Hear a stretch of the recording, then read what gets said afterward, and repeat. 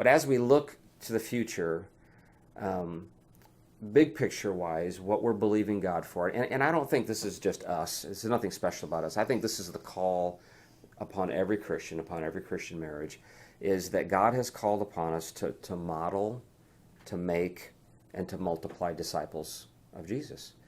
But it begins with modeling. If we're not living it, if we can't experience, what does it look like to live the way Jesus lived? Jesus lived an up, in and out life. Jesus said the greatest commandment is to love the Lord your God with all of your heart, and the second is to love your neighbor as yourself. And that was the way he lived his life. And his neighbor wasn't just people in the church, it was also people very far from God.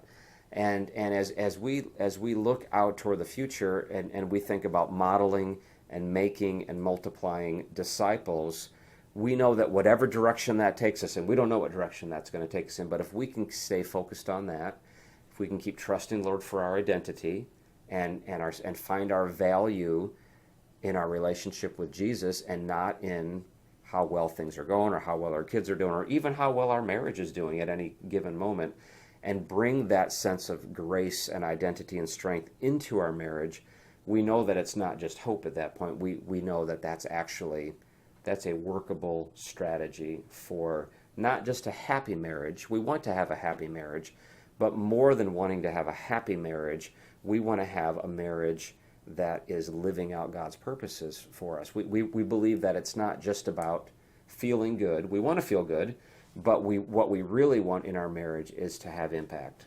And if we're going to be a testimony for Christ in this world, we believe it has to start here with us, this relationship.